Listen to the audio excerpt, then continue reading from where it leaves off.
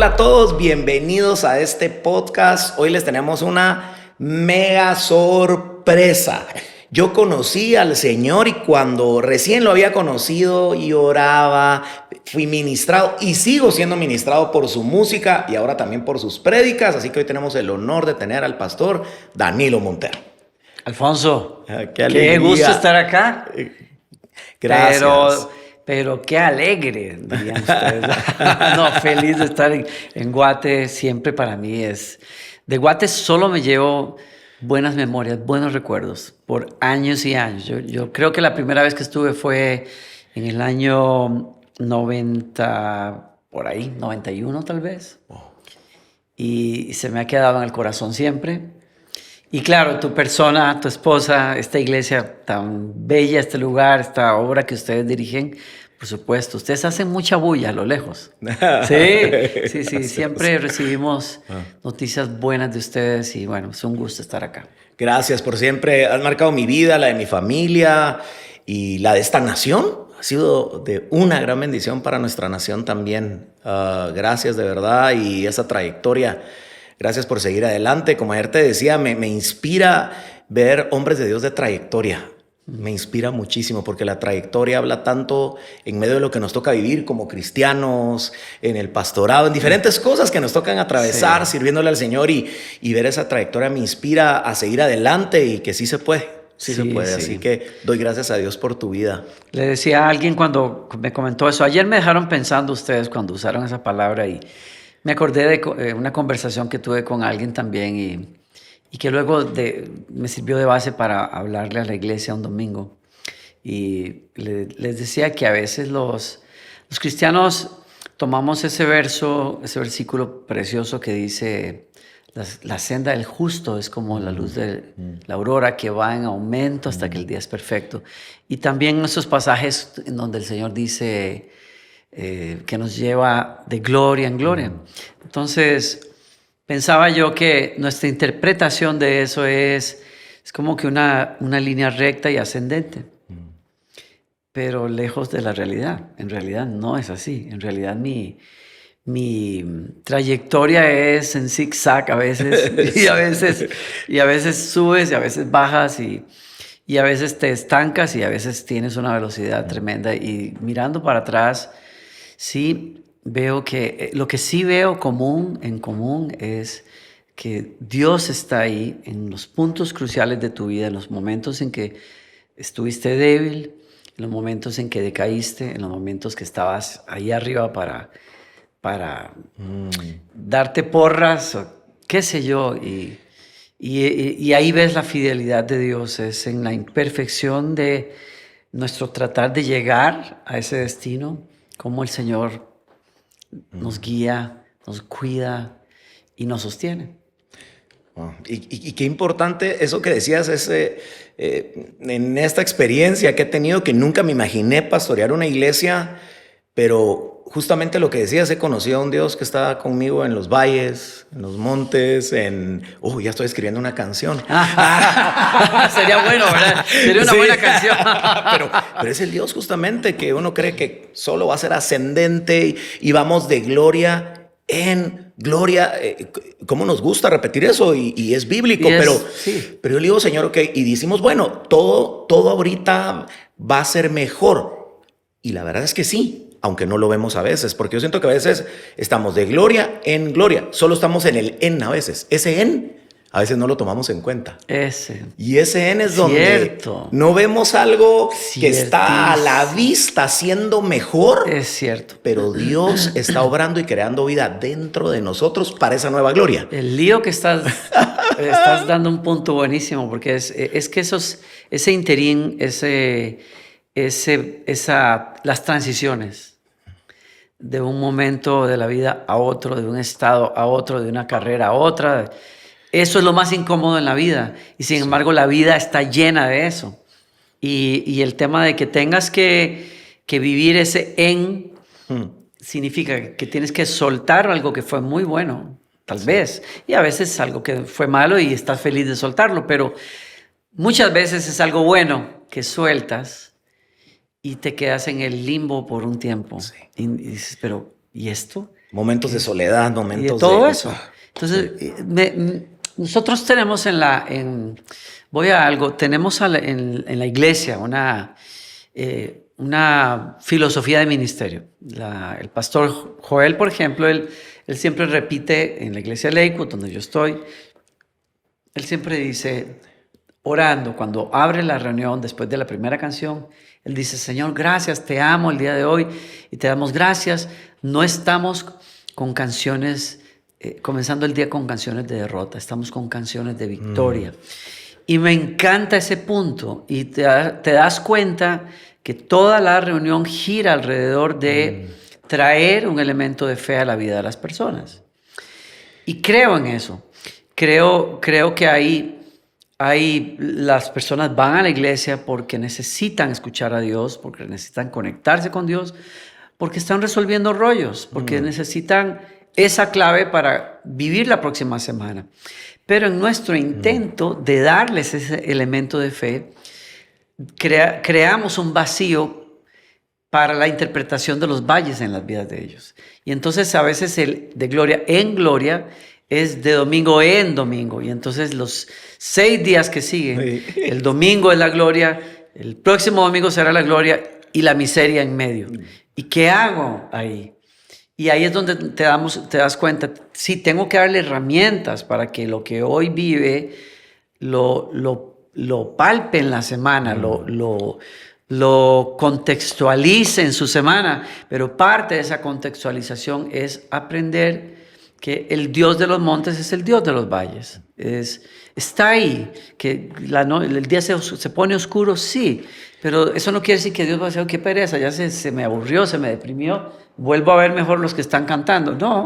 No, Él dice que Él es cercano al que está quebrantado de corazón.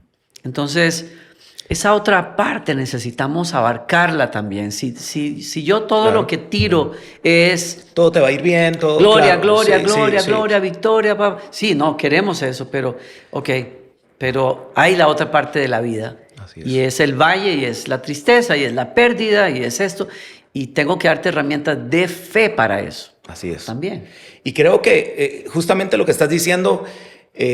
hay momentos en donde no vemos la gloria, porque decimos es todo lo contrario a lo que estoy viviendo, pero sí, o sea, no veo la gloria con mis ojos naturales, pero sí está ocurriendo algo glorioso en mí, si yo dispongo mi vida, en donde tal vez Dios no veo algo que estoy esperando ver construido con mis ojos naturales, pero Dios está construyendo algo dentro de mí. Eso. Que tal vez no se ve, pero es más glorioso de lo que ni siquiera me puedo imaginar. Fíjate, me recuerdas una conversación que tuve con el pastor Claudio Freyson hace años, ¿no? Había sido director de alabanza por muchos años en mi iglesia. Estaba en ese momento sin hacer nada en la iglesia. Estaba más desarrollando un ministerio afuera.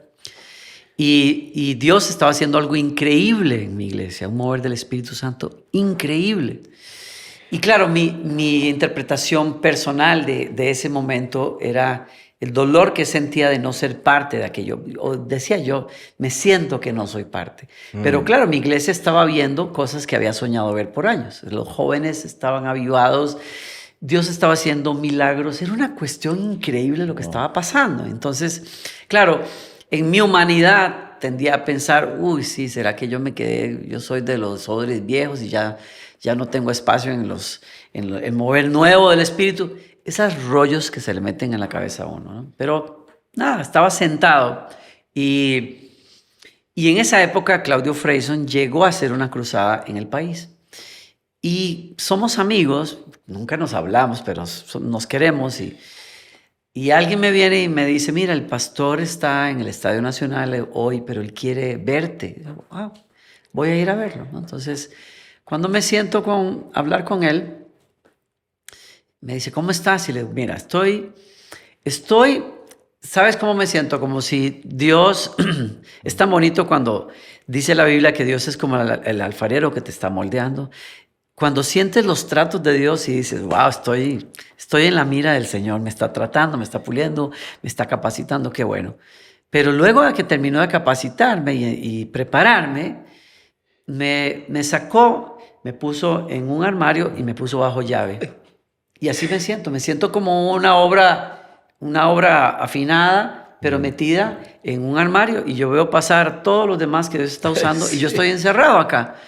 Y entonces él me queda mirando y me dice, y le dije, y siento que no soy parte de lo nuevo que Dios está haciendo, del avivamiento que Dios trajo. Y me dice, te equivocas.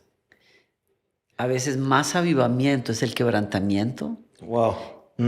que la gente que rueda por el piso y que pega gritos. Me dejó sacudido porque yo conozco cómo Dios lo usa a él.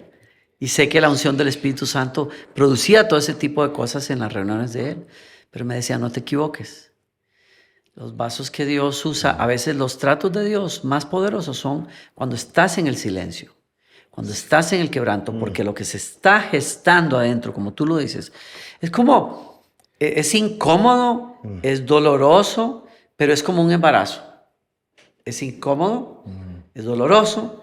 Hay momentos en que la mujer dice, ya, o sea, ya no puedo con esto, y ¿qué voy a hacer? Y siento que voy a reventar, pero no reviento todavía, y me duele la espalda, pero lo que se está gestando te va a causar un gozo tremendo. Solamente tienes que recibir ese trato y entender, Dios está en el spotlight del domingo y Dios está en la noche en que a veces pasas. Y está gestando algo. ¿Tú te acuerdas?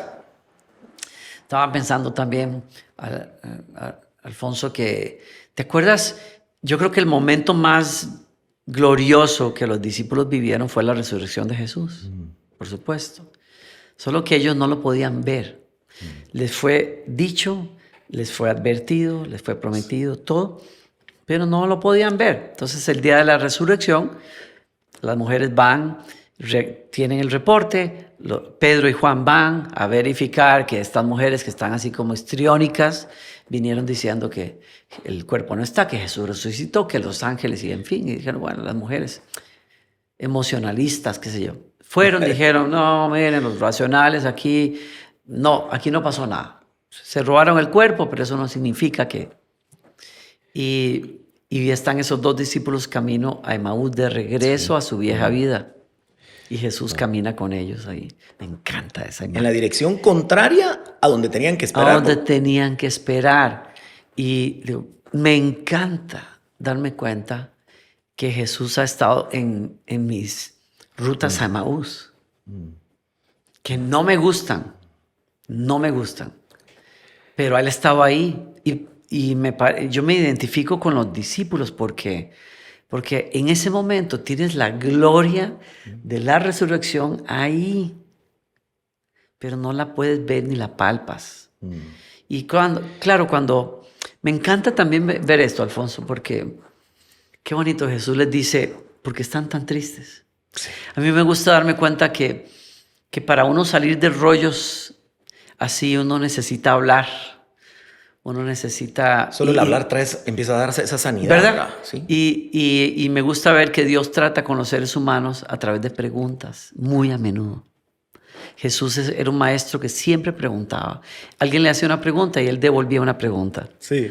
Para revelar el corazón. Y entonces, ¿y por qué están tristes? Y ellos se miran así como diciendo, ¿y este de dónde salió? Y, sí, y que tú no sigues redes sociales. Tú no viste lo que pasó en Jerusalén el fin de semana y tal, toda la historia. Y ellos, de Jesús, un hombre poderoso, creíamos que Él era el Mesías, pero bueno, ya llevamos 3 días y ahora las mujeres que dijeron y no vimos nada, lo robaron el cuerpo y es un desastre. Y Él rompe, los trae de regreso a la palabra. A la palabra. ¿No se acuerdan ustedes que las Escrituras decían, y pasando desde Moisés por los profetas, todo lo que decían que iba a pasar con el Mesías? Y claro, y llegan a una bifurcación del camino y Él hace que se va. Y ellos, ¿a dónde vas? No, pues yo tengo cosas que hacer. Y le dicen, no, maestro, ya es tarde. ¿Tú te acuerdas de esa canción? Me conmueve mucho porque es un himno que cantábamos, Quédate, Señor, ya se hace tarde. Sí, claro. Ay, un himno de esos, tú debes de conocerlo. Y es es ese momento en el que Jesús nos ve tan metidos en nuestra cueva, pero que Él en su misericordia no nos deja ahí, sino que nos pica, decimos en Costa Rica. Manda a alguien, nos pone una canción en el camino, leemos un texto, una prédica en YouTube, yo no sé, un podcast, y de pronto nos damos cuenta que Él nos está picando y espera respuesta, y ellos le dicen, quédate, mira, por ahí asaltan gente, tú no puedes ir tan tarde, quédate en casa, te vamos a servir un poco de pan y vino. Y lo convencieron y se sentó en la mesa con ellos a comer y le dicen, por favor, tú eres el invitado, danos la bendición del pan. Y toma el pan en sus manos y cuando lo parte, sí, impresionante. Ahí se dan cuenta quién es. Sí. Porque en el fondo nosotros podemos recibir ánimo, prédicas, música en nuestras asambleas, en nuestras reuniones. Pero al final, en esos de gloria, en ese interín, necesitamos ver a Jesús no en la plataforma, sino en mi mesa de desayuno. Wow. En donde yo vivo todos los días. Tienes que llevarte la sorpresa de que Jesús está ahí, donde partes el pan todos los días. Siempre he dicho, te imaginarías. no, en el último lugar, en esa mesita donde te sientas con tu esposa a tomar el café y han partido el queso para comerlo y hay los rayones de los cuchillos y las manchas de comida, qué sé yo. En ese lugar el lugar más rutinario de tu vida, Jesús se hace presente ahí cuando lo invitas. Y la gloria de la resurrección los llevó de la gloria de tener a Jesús entre ellos a tener a Jesús en ellos por el Espíritu Santo. Yo creo que recordaron hasta el momento de la Santa Cena, me imagino todos los recuerdos que vinieron en ese momento para ellos. Y cuando vemos ese contexto, justamente el que estás hablando, digo, por ejemplo, celebramos maravillosamente y recordamos el domingo de resurrección. El viernes muere Jesús, pero ¿y el sábado? Yo sabes que siempre me hacía esa pregunta. Cierto. Y el sábado les digo, ¿no pasó nada? Si lo pudiéramos dar esta figura, estaba descendiendo al infierno, quitando las llaves a la muerte, es decir, pero yo digo, el domingo, pero ¿y el sábado?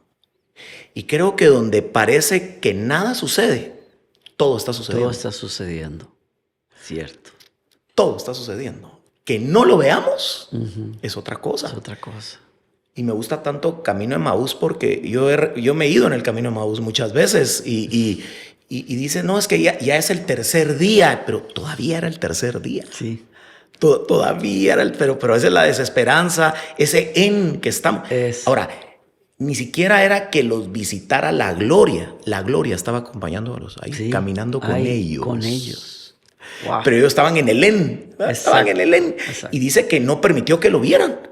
¿Te acuerdas? No, como diciendo, los voy a llevar a un nuevo nivel de fe, porque si me ven, no es fe. Es cierto. Porque la fe es la certeza de lo que esperamos, de lo que no vemos, de lo que... Y ver ese momento de haber sido algo extraordinario. Las palabras que nos hablaba, cómo la palabra... Ardía nuestro corazón. Empieza a arder, había dejado de arder. La palabra empieza a arder nuevamente, el corazón. Y te acuerdas que dice que se fueron de regreso. Y llegaron, casi inmediatamente, cómo el fuego aviva la pasión. Es cierto. Y en cuánto tiempo recorrieron el regreso, cuando ves las distancias, lo que recorrieron, solo alguien apasionado puede hacerlo. Yo me imagino que iban caminando ya. Claro. Porque hasta Jesús, ¿por qué están tan tristes? Claro. ¿De qué hablando? Como diciendo, ¿de qué van hablando? Lo que tú decías, no se han enterado lo que ha estado sucediendo. Tú eres el único forastero, aquí ¿qué pasa? ¿No? Tú no estás al tanto de... Sí. Como queriendo decirles, pero ¿de qué están hablando? Lo que están hablando los tiene tristes. Sí. O sea, es algo impresionante. Y todo estaba sucediendo. Sí. Tú estás yendo en la dirección contraria porque nada está sucediendo. Y resulta que todo está sucediendo y que todo ya sucedió. Claro. Y que la gloria está ahí. Ahí. Tremendo. Oh, impresionante. Impresionante, sí. Cómo Dios obra de maneras que ni siquiera alcanzamos a entender. Y yo he estado en ese camino de Maús y es fuerte. Es un camino de desesperanza, de qué pasó con lo que prometió, con esta palabra que me dio. Ya es el tercer día, sin imaginar que venía el mejor momento de sus vidas. El mejor momento, el mejor capítulo de la historia, el mejor... Jesucristo resucitado, Jesús resucitado. ¿Te imaginas? La venida del Espíritu Santo. Wow.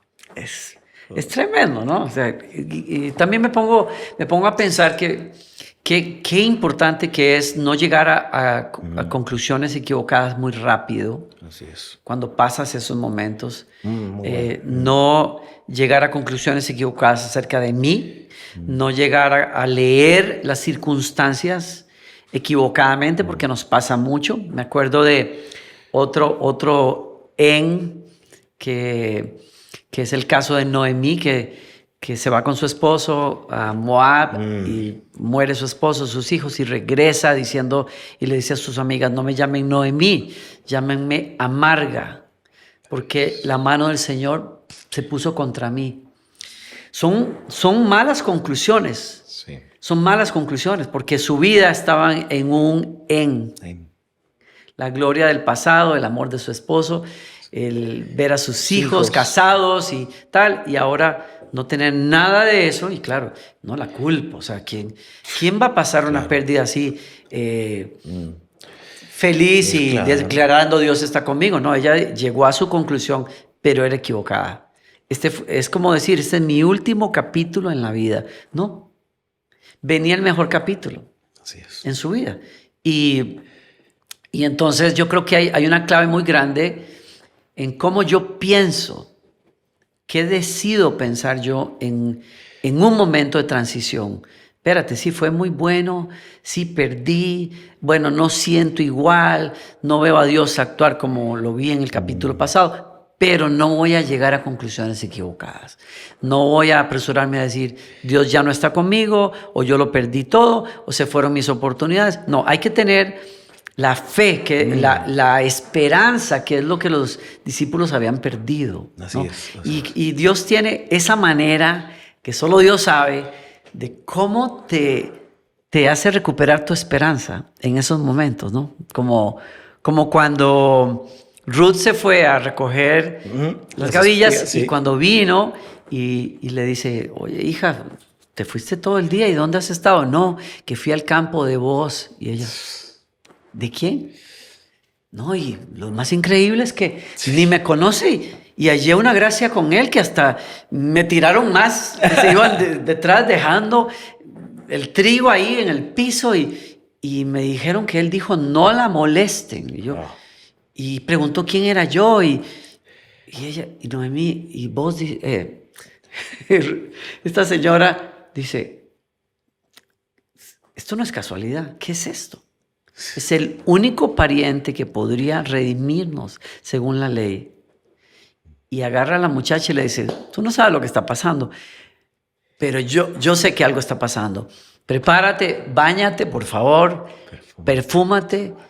Y vete al campo y observa dónde duerme y llégale y descúbrele los pies y duerme a sus pies.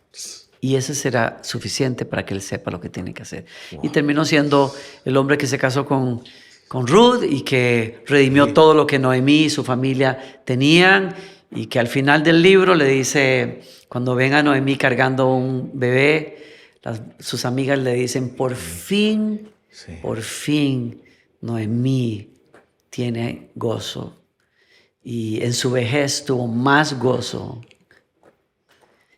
Y Noemí dijo, de veras que mi nombre es Noemí, que es placentera. Qué impresionante. ¿Sabes? Ahora que hablas de eso, digo, qué interesante lo que dices de no hacer conclusiones. Porque justamente dijo, Mara, me amargué, ahora hasta el nombre, ya no soy la de antes. Eso. Y ni siquiera me atrevería a juzgarla. Yo me hubiera amargado tal vez el triple. Eso digo yo. ¿Verdad? Porque Sí. imagínate toda esa pérdida, pero ¿te acuerdas lo que dice? Ten cuidado que alguna raíz de amargura no te deje alcanzar la Brote gracia. Es cierto. Y no puedas ver la gracia de Dios. Porque dirías, Cierto. ¿cómo puede estar la gracia de Dios ahí? Y te voy a dar un comentario personal, no digo que así lo diga la Biblia, pero una apreciación mía. Porque a veces apreciaciones se convierten en doctrinas, ¿verdad? Pero Sí, no, es una cierto. apreciación. Pero mira, Claro. ¿de quién era pariente vos? Del esposo de Noemí. Si no estoy mal, se llamaba Elimelech. Era, Oh, era no era Elimelech, no lo recuerdo, pero que anda por ahí. anda por ahí, un nombre así bonito. Pero mira esto, el esposo era pariente vos de él, del esposo de Del Noemí. esposo, sí. Ok, entonces yo me hago la pregunta. Ellos se fueron de Belén, se fueron Así es. porque había hambre Ujú. y se van a Moab. Yo lo veo ahora que mencionabas eso, lo veo Cierto. Había una situación difícil económica. Pero qué extraño que regresa Noemí con Ruth y Booz está más rico que nunca. Booz nunca se fue. Es cierto. Porque a veces decimos Dios hizo esto y al rato, en medio del momento difícil económico, Tomamos decisiones. saqué una conclusión. Eso. Me moví a donde me dirigió el y la escasez. Exacto. Y me costó la vida mía y la de mis hijos. Sí. Y nunca fue Dios. Sí. Por sacar una conclusión, solo es un comentario mío, digo yo, porque qué extraño que regresan Sí. y vos está más rico que nunca, porque tal vez vos, déjame imaginar, en medio de la escasez y de la recesión económica que había, dijo, ok, mi provisión viene de Dios Es cierto. y voy a confiar en Él. Y no me voy a mover si Dios no me ha dicho que me mueva. Así es. Y Dios le da la oportunidad de darle trabajo a muchos. Porque Dios no necesita cambiar una economía de un país para levantar a alguien que confía y cree en medio de que el es muy difícil. Ciertísimo.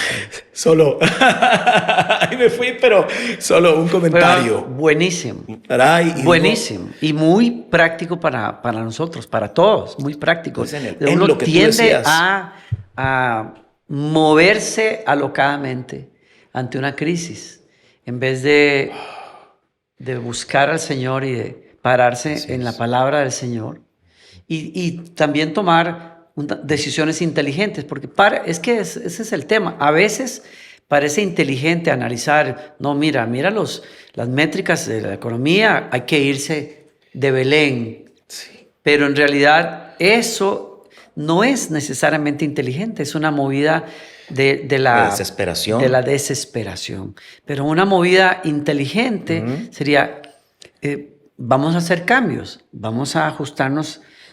Todo pasa. Hay que ajustar el estilo de vida, hay que recortarnos por acá, pero Dios está en control. Vamos a estar bien y vamos a escuchar la voz de Dios. Vamos a buscar al Señor que nos dé paz. Y eso es más inteligente, no es fe alocada. Así es. Es más alocado a veces hacerle caso a esas noticias que te quieren bombardear. El mundo está mal, la economía está mal, todo está mal, Guatemala no tiene esperanza, esto es lo otro, ¿qué vamos a hacer? Y uno dice, espérate, escucha a Dios, guarda tu paz, defiende tu paz, porque solo en la paz se toman buenas decisiones. La paz siempre es un árbitro bueno, como dice el Nuevo Testamento, y la paz de Cristo guardará vuestros corazones y vuestros pensamientos en donde en la voluntad de Dios. ¿Quién es Cristo? Entonces, la palabra guardará será un árbitro. Va a pitar apenas te salgas de la voluntad de Dios. Eso es increíble. Tú siempre tienes que seguir tu paz. Siempre.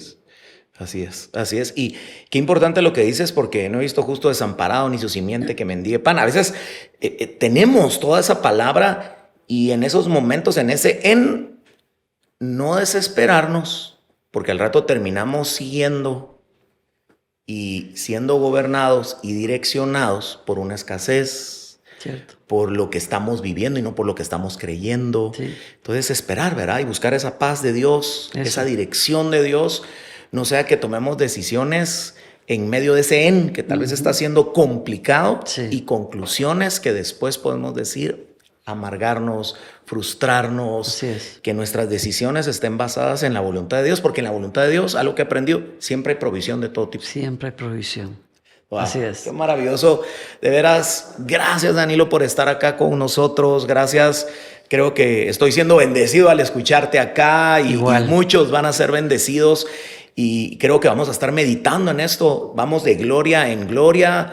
Quiero invitarte a que no te desesperes en esos momentos, que va a ser una nueva gloria, que lo gritamos en la iglesia, pero decimos, ¿qué pasó? Parece que aquí hay un puente entre gloria y gloria. Sí, estás no te desesperes, no saques conclusiones rápido, ten paciencia. No sé qué va a pasar mañana. Lo que sí sé es que Dios ya está esperando por mí mañana. Sí, Señor. Él es el Dios, Él es el Dios que anuncia lo que va a pasar. Desde el pasado anuncia, y desde el futuro nos dice, hey, tranquilos que yo tengo cubierto ya esta base. Así es. Ya se me pongo a pensar en José cuando le dieron el sueño. Oh, qué lindo. Ese sueño es algo maravilloso. Solo que no me contaste lo del... No soñé la cisterna, no soñé la prisión, no, eso no te lo cuenta Dios. No sale corriendo uno, no, eso no te lo cuenta Dios. Dice uno, mañana vamos a ver cómo va a pasar todo esto. Cierto. Pero ya Dios lo tiene, porque dice, esto es glorioso, esta es mi gloria para ti, lo que tengo para ti. Pero había un también en la vida de José. Había un en donde Dios estaba haciendo algo glorioso en él. En él. Así es. Wow. Gracias más bien porque me has abierto los ojos. Gracias. Gracias por estar aquí, para que puedas dar unas palabras de despedida y bendecirnos. Gracias nuevamente por estar aquí. Bendecirte en el nombre del Señor, a ti que estás en una espera, y orar en el nombre del Señor, que esa esperanza que el Espíritu Santo despierta en nosotros, en medio de esas esperas, se encienda como el fuego en el corazón de los discípulos que iban a Emaús y te vuelva a establecer donde tienes que estar, porque ese es el lugar donde Dios te quiere, un lugar de paz, un lugar de esperanza, y que veas la gloria del Señor llevarte a ese lugar. Amén. Muchas gracias a todos. Gracias por acompañarnos. Y recuerda, yo he pasado y soy el primero en anotarme en ese camino a Emaús, pero que con esta palabra podamos redireccionar, no sacar conclusiones, esperar en el Señor, y no solo algo del Señor, sino esperar en Él. Y si estás atravesando ese momento, prepárate. Abre tu corazón y deja que Dios te dé la forma que Él quiere darte, porque corremos el riesgo de amargarnos, de frustrarnos tanto y dejar de alcanzar esa gracia maravillosa y todo lo que Dios tiene para nuestra vida. Así que no te desesperes, te bendigo en el nombre de Jesús y sigue adelante, porque estás a punto de entrar a una nueva gloria.